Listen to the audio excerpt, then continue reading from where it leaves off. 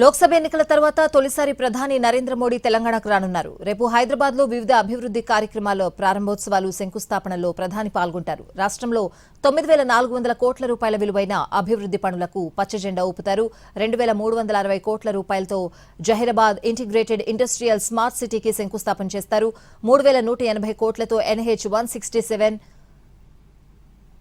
4 లేన్ల విస్తరణ పనులకు శ్రీకారం చుడతారు. 1,250 కోట్ల రూపాయలతో నిర్మించిన కాజీపేట విజయవాడ 3 రైల్వే లైన్ సెక్షన్ను జాతికి అంకితమిస్తారు.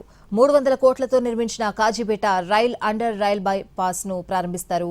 టెక్స్టైల్ రంగం అభివృద్ధి కోసం 1,700 కోట్లతో చేపట్టిన కాకతీయ మెగా టెక్స్టైల్ పార్క్ పనులకు పచ్చజెండా ఊపుతారు. మౌలిక సదుపాయాలతో పాటు ఇంధన రంగంలోనూ పురోగతి సాధించేలా 610 కోట్ల రూపాయలతో మల్కాపూర్లో IOCL టెర్మినల్ను అందుబాటులోకి తీసుకురానున్నారు.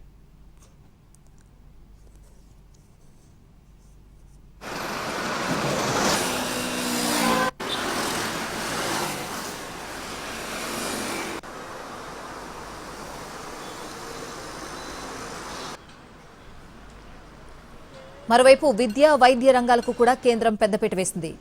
స్టెమ్ విద్యను ప్రోత్సహించే లక్ష్యంతో తెలంగాణలోని ప్రతి జిల్లాకు ఒకటి చొప్పున మొత్తం 33 బాలికల హాస్టళ్లను నిర్మిస్తోంది.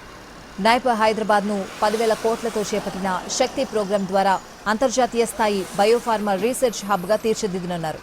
భవిష్యత్ అవసరాలను దృష్టిలో ఉంచుకుని హైదరాబాద్ నుంచి బెంగళూరు, చెన్నై, పూణే నగరాలకు గంటకు 350 కిలోమీటర్ల వేగంతో ప్రయాణించే 3 హైస్పీడ్ రైల్ కారిడార్లను ఏర్పాటు చేయనున్నట్లు కేంద్రం వెల్లడించింది. వీటన్నింటినీ ప్రధాని వర్చువల్ గా ప్రారంభించనున్నారు. దీనికోసం అధికార యంత్రాంగం అన్ని ఏర్పాట్లు పూర్తి చేసింది.